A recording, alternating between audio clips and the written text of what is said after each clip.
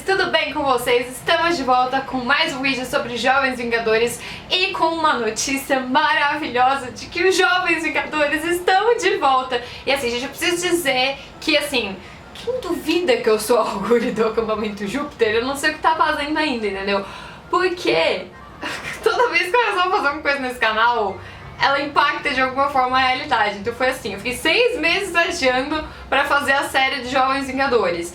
Aí quando eu começo, no primeiro vídeo da Kate eu falo, acho que os Jovens Vingadores voltaram em breve, tudo está indicando para isso.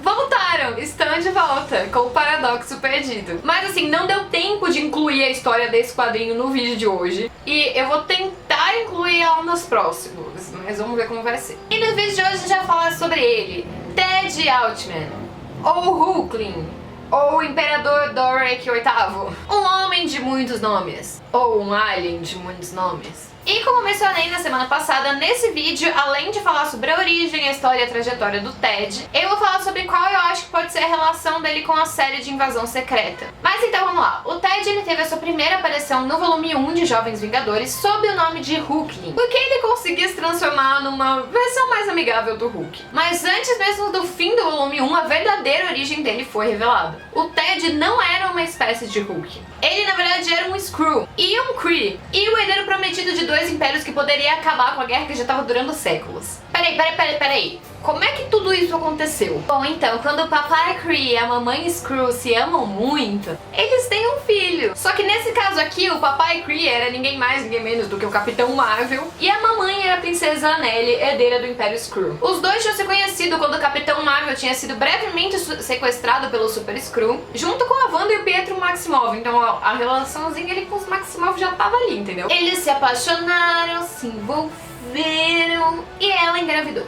Acontece que, como eu disse, os impérios dos Skrull e dos Kree estavam em guerra há séculos. E o Capitão Marvel era um Kree. Então o bebê da Anneli corria muito perigo se ele nascesse ali. Então o que ela fez foi entregar esse bebê para uma criada assim que ele nasceu e instruiu ela a levar ele para a Terra, onde ele poderia ser criado pelo pai. Mas quando essa criada chegou aqui, o Capitão Marvel tinha morrido. E ela se viu obrigada a criar o bebê por conta própria. O Ted cresceu então sem saber a real origem dele, acreditando que o pai tinha morrido quando ele era pequeno, o que não deixa de ser verdade, ele não sabia o quão importante o pai dele era. E quando ele despertou os poderes, ele nem considerou que ele poderia ser um Skrull, porque ele achava que os pais eram humanos, então assim, pra ele era só um mutante.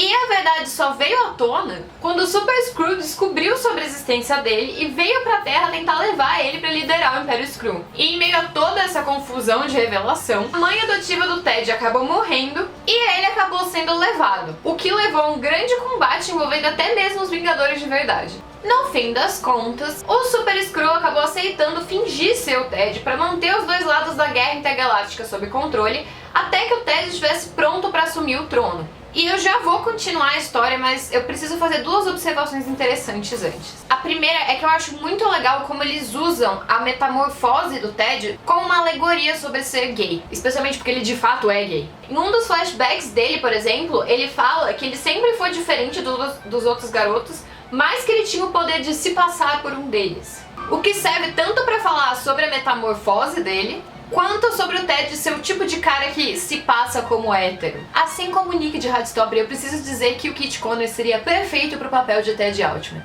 Infelizmente, esse passado do Ted ele também faz paralelo com alguns jovens LGBTQIA+, que acabam sendo usados por pessoas que prometem ser um porto seguro, mas acabam sendo uma encrenca. No caso do Ted, o melhor amigo dele, que se mostrou super receptivo para aceitar a metamorfose dele, logo revelou que só fez isso para poder tirar proveito de situações em que o Ted pudesse se passar por outras pessoas. E a outra observação interessante que eu queria fazer era sobre o programa do Visão que o Kang usou para reunir os Jovens Vingadores. E o quão irônico ele foi.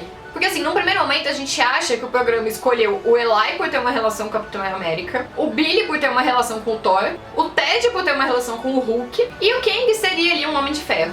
Mas no fim das contas, o Eli não tinha relação nenhuma porque ele enganou o Kang. O Billy era relacionado aos Jovens Vingadores por causa da Wanda e não do Thor.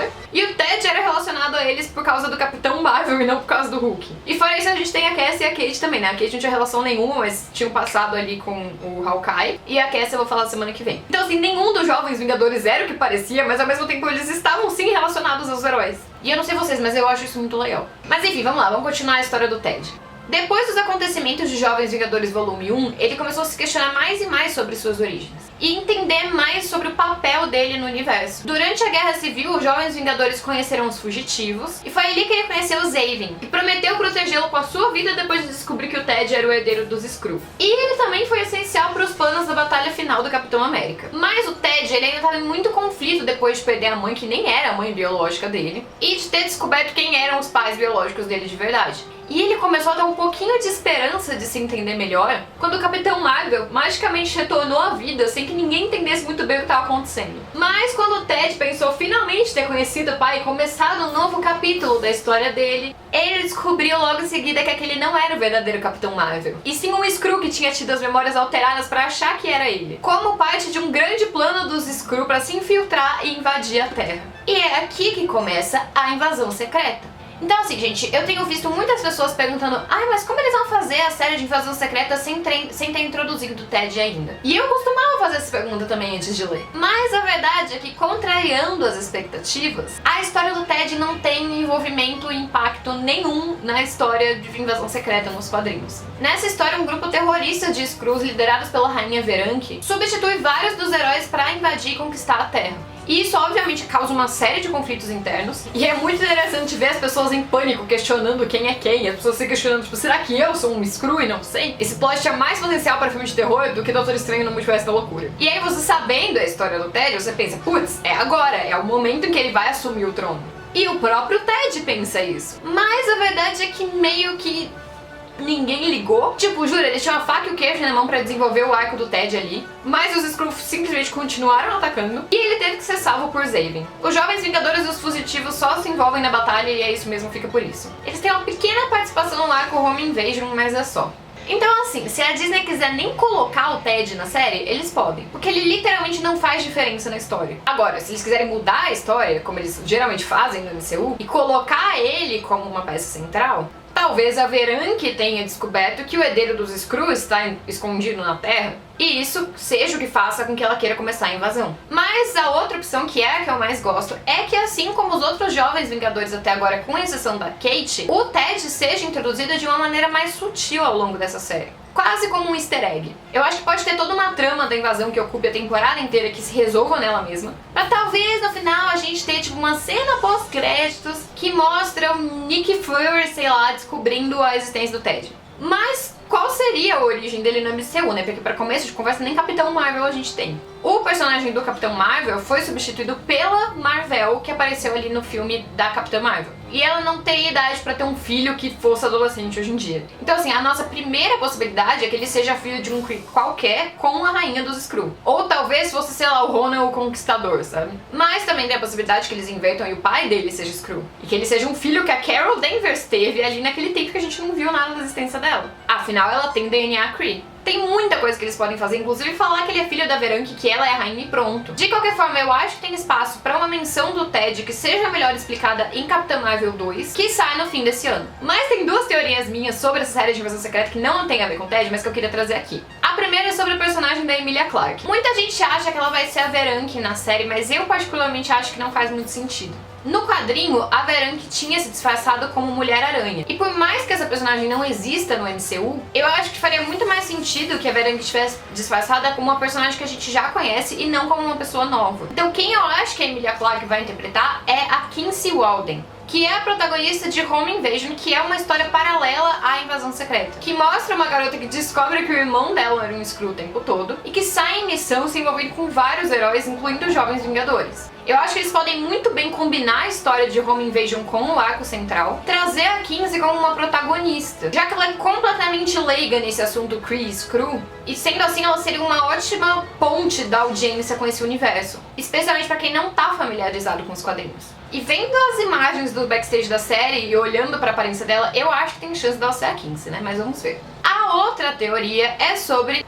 o Christopher McDonald, que terá um papel importante na série e que se estenderá para outras obras do MCU. Muita gente tem teorizado que ele vai ser o Super Skrull, com o argumento de que o Super Skrull tem um papel importante na história do Ted. Mas, de novo, eu não vejo sentido nisso, porque, como eu já falei, o Ted não tem importância pro arco de Invasão Secreta. Então, assim, ele pode ser o Super Skrull, mas eu não acho que seria por esse motivo. Eu acredito muito mais na possibilidade dele ser o Norman Osborn, que nos quadrinhos é quem coloca fim à Invasão Secreta, matando a Veranke. E eu acho que, assim, depois do Ultimato, eu acho que o MCU ele tá num momento perfeito para que o poder seja tomado por um Norman Osborn depois de salvar a Terra de uma invasão Skrull. Como a Oscorp ainda não existe, pelo menos ali pelo que a gente viu em Homem-Aranha, esse pode ser o momento em que ele vai ascender o poder e fundar ela. E pode ser que os Vingadores Sombrios acabem sendo os Thunderbolts, que já foram confirmados e que já vêm sendo recrutados pela Madame Hydra. Então eu acho que encaixaria tudo muito bonitinho. Mas vamos voltar pro Ted, que é o tema desse vídeo, né, gente? Bom, basicamente, depois de Invasão Secreta, a história de Jovens Vingadores acabou focando muito mais no Billy do que nos outros personagens.